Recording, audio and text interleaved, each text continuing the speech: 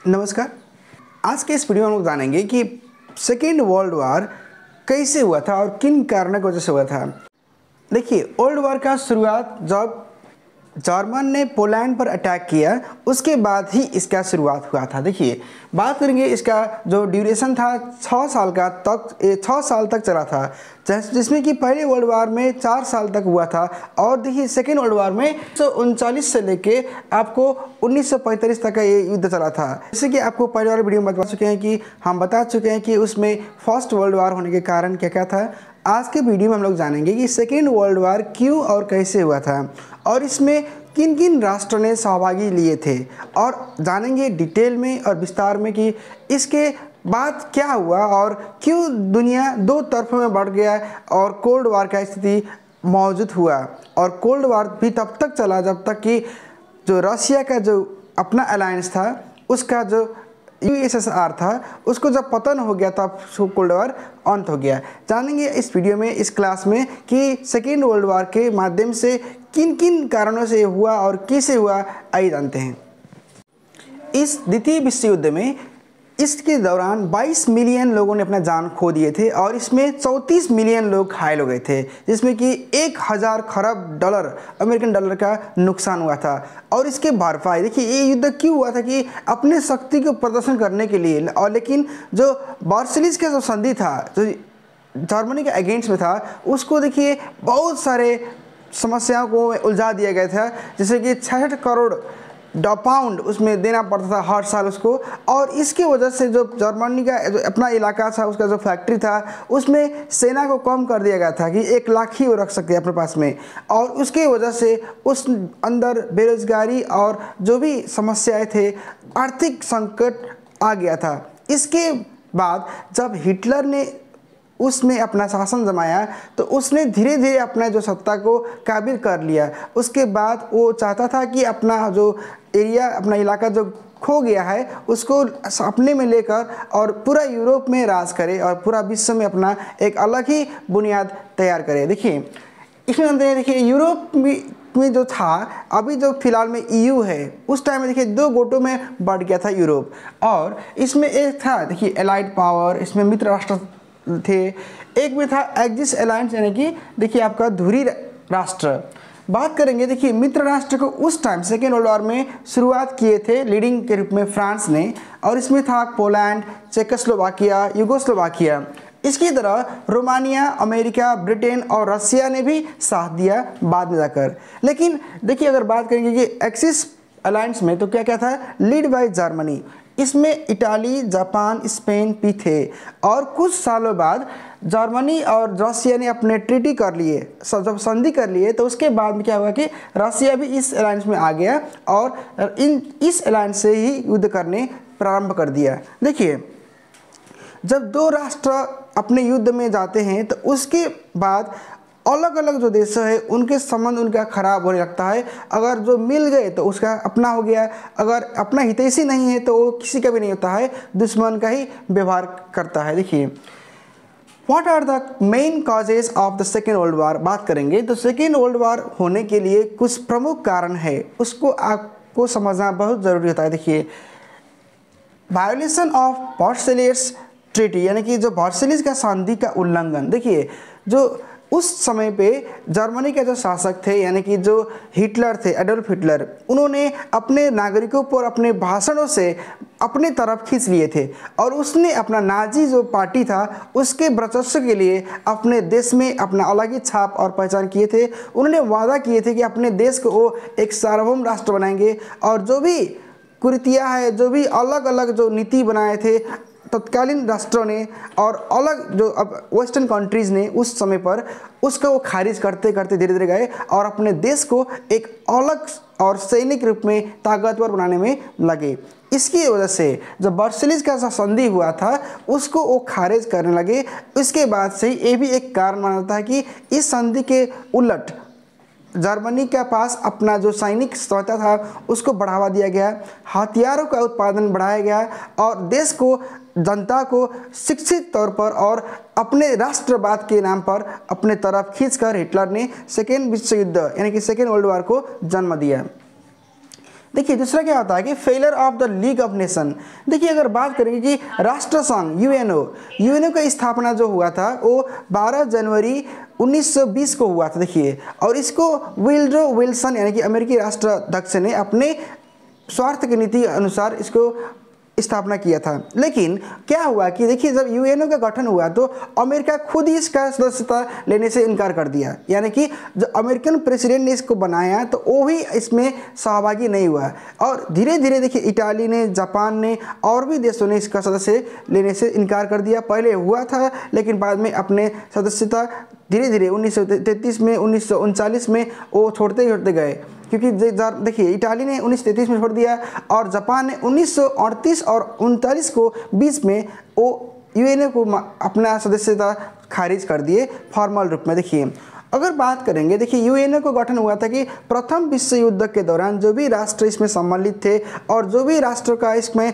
सहभागिता था उसको हटाकर, यानी कि वैमनस्यता को हटाकर आपसी समझदारी और भाईचारा के दृष्टिकोण से सब राष्ट्र एक हो, उसके नीति से यूएनओ का गठन हुआ था। लेकिन सेकेंड विश्व युद्ध होते होते, यानी कि जब शुरू हुआ था उसके पहले ही इसमें रुकावट आ गया और ये पूर्ण रूप से लागू नहीं हो पाया।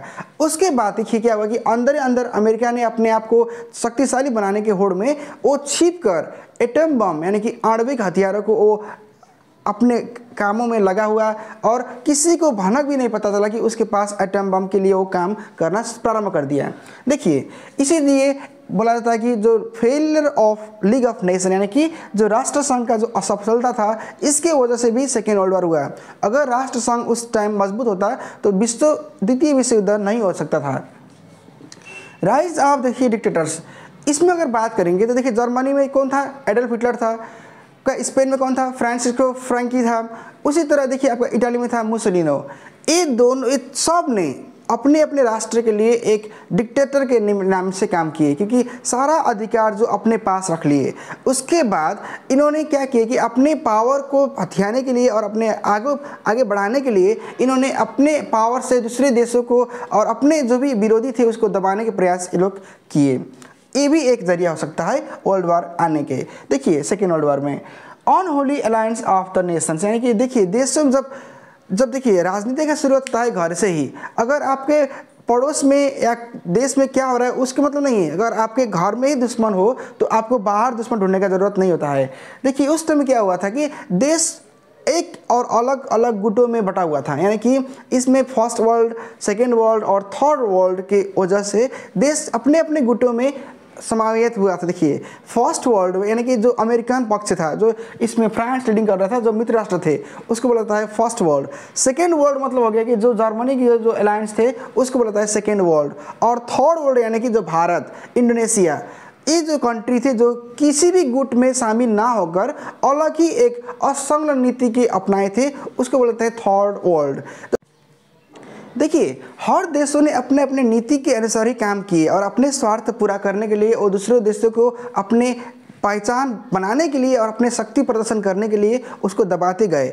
इसी की वजह से देखिए जब राष्ट्र में यानी कि जब रसिया में क्या हुआ कि देखिए साम्यवाद का जब उदय हुआ था उस दौरान अमेरिका ने चाहा और ब्रिटेन भी चाहा कि ये लोग बस वेट एंड वॉच, यानी कि रुको और देखो क्या नीति अपनाया था।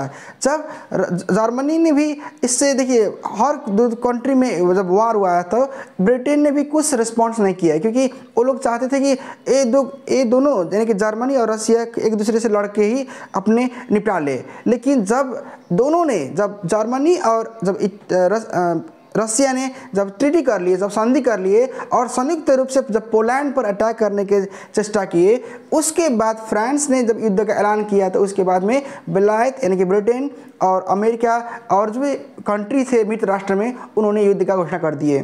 देखिए बात करेंगे 6 नंबर पर, देखिए स्पेनिश सिविल वार, यानी कि देखिए जब स्पेन में अपना जो गृह युद्ध था वो भी एक कारण मानता है, क्योंकि देखिए जब घर का अपना ही घर शांत न रहे तो आप बाहर क्या कर सकते हैं और बाहर क्या अपना दिखा सकते हैं। इस टाइम देखिए स्पेनिश में क्या था कि जनरल फ्रांसिस्को फ्रैंको थे, वो बहुत ही अधिनायक बात थे, यानी कि डिक्टेटर थे। उन्होंने अपने देश की जनता और विरोधी को उन्होंने चुप करने के लिए उस टाइम उसने पावर का अपना यूज किया, और उसी दौरान जर्मनी को भी मौका मिल गया कि अपना हथियारों को वो दिखा सके। क्योंकि देखिए प्रथम विश्व युद्ध में जो हथियार थे उसको छोड़कर द्वितीय विश्व युद्ध तक सब राष्ट्रों ने अपने अपने नए नए हथियार और उपकरण को इस्तेमाल करने का प्रयास कर दिया, और जब मौका मिला तब जब स्पेन में अपना गृह युद्ध में चला गया था, उस दौरान जब जनरल फ्रैंको ने हथियार मंगाए तो हथियार एक तो क्या हुआ, देखिए हथियार बिक गए, और उसे मालूम चला कि हथियार किस हथियार से क्या काम हो सकता था।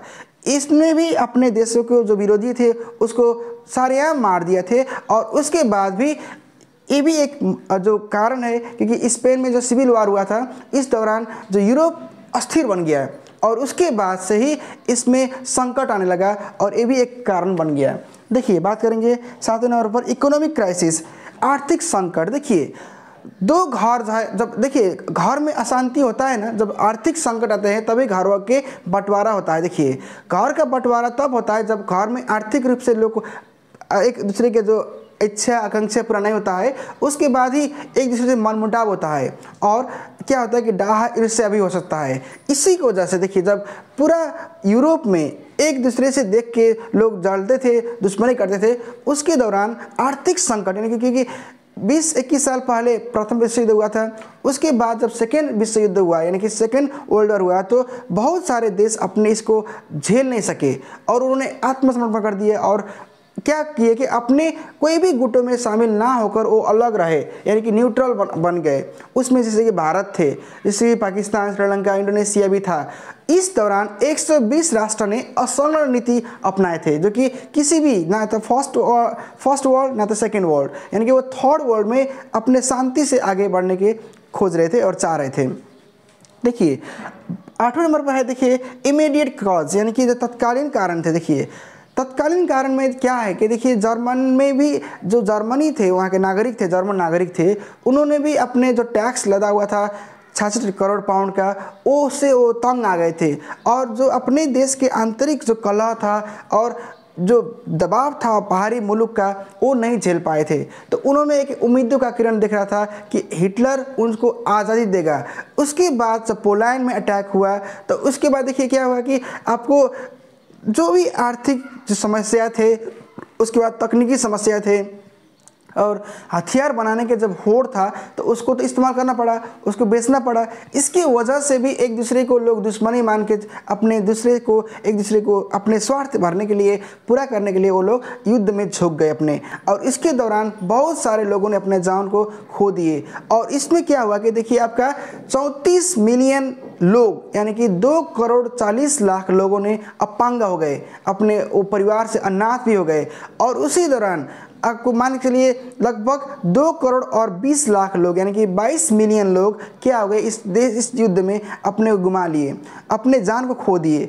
इसीलिए देखिए युद्ध कोई भी समाधान नहीं है, वार्तालाप भी समाधान है। तो यूएनओ बना तो था लेकिन क्या था, एक मूर्ति था, एक पपेट था, वो कुछ नहीं कर पाया, और जिसने उसको बनाया वो भी उसका सदस्य नहीं बना, यानी कि ये सब हुआ था अपने स्वार्थ की नीति के लिए। और उसके बाद क्या हुआ कि देखिए एक देश दूसरे देश को देख के डाहा हो गया और एक दूसरे को मारने के लिए चल पड़े। देखिए सबसे खतरनाक जो जानवर है ना धरती में वो मानव ही है। देखिए हम लोग बोलते हैं कि सोशल एनिमल है, सामाजिक प्राणी है, लेकिन अगर स्वार्थ के दौरान आ गए तो घर में भी जिस तरह कला होता है कि बाप माँ अपने बेटे को भी भेदभाव कर देते हैं, उसी तरह देखिए विश्व में भी कहने को तो यूएनओ है, लेकिन क्या है कि अगर जब ज़रूरत पड़ जाए तो वो देश भी आपको साथ नहीं देगा जो आप उसको उम्मीद करते थे। तो इसलिए उम्मीद किसी से भी ना करें।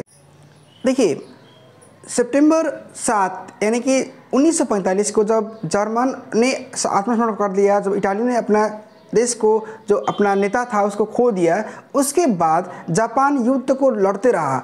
और जब 6 सितंबर और 9 सितंबर को जब लिटिल मैन और फैट मैन को हिरोशिमा और नागासाकी में गिराया गया बम, परमाणु बम, उसके बाद जापान ने भी आत्मसमर्पण कर लिया। जब जापान ने आत्मसमर्पण किया तो उसके बाद से ही यानी कि 12 सितंबर को ही युद्ध को समाप्त कर दिया है। तब से जाके द्वितीय विश्व युद्ध था उसको अंत हो गया।